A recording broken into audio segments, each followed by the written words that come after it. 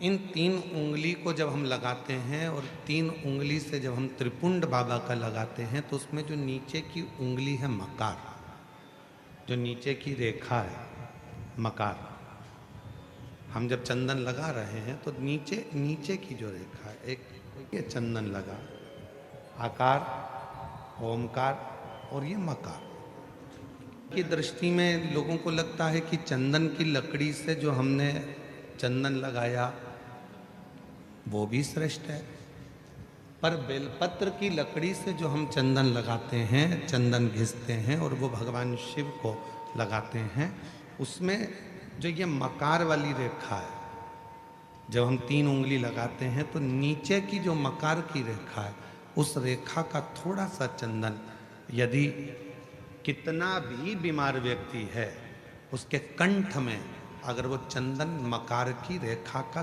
थोड़ा सा चंदन उसके कंठ पर लगाना प्रारंभ कर देते हैं तो 15 दिन में वो पलंग पर से उठकर बैठना प्रारंभ कर देता है, कितना भी बीमार क्यों।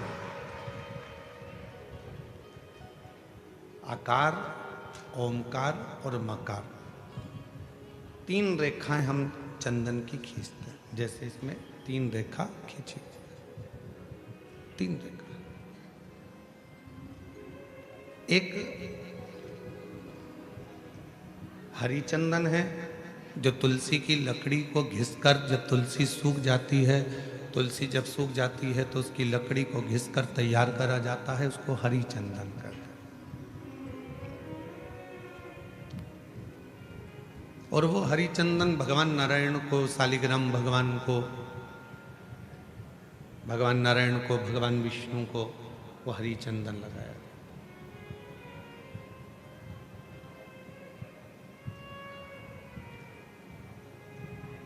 हरि चंदन का लेपन किया जाता है और वो हरि चंदन भी बड़ा काम का है महाराज। जब शालिग्राम भगवान को हरि चंदन लगाते हैं, हरि चंदन का लेपन करते हैं या एक बिंदी भी हरि चंदन की लगाते हैं, और यदि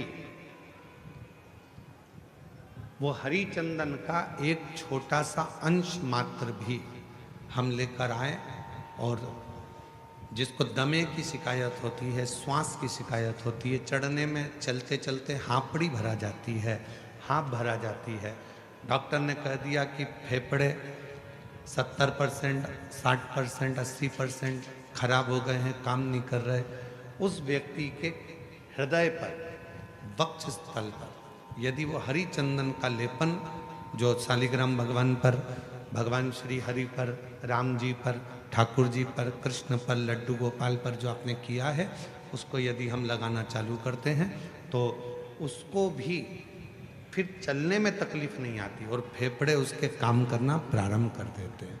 वो हरि चंदन की भी एक प्रथा। तो 2 चंदन, एक हरि चंदन, एक शिव चंदन। जम के बोलेंगे सभी लोग, हरि चंदन काय से बनता है? तुलसी की लकड़ी से। और शिव चंदन काय से बनता है?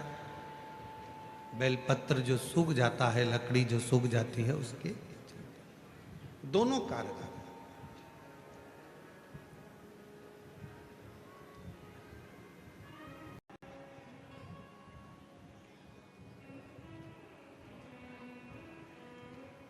शिव जी को धतूरा क्यों चढ़ाया जाता है?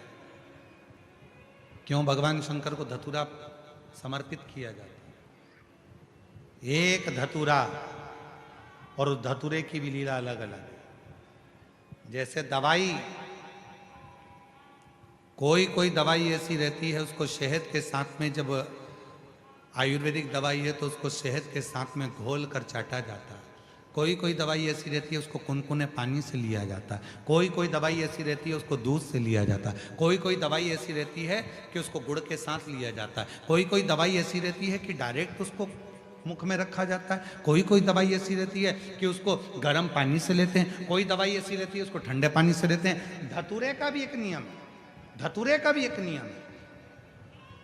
शहद से खाई जाती है, कोई पानी से खाई जाती है, कोई किसी से। अर्थात शिव महापुराण की कथा कहती है कि धतूरे को चढ़ाने का भी एक तरीका होता है।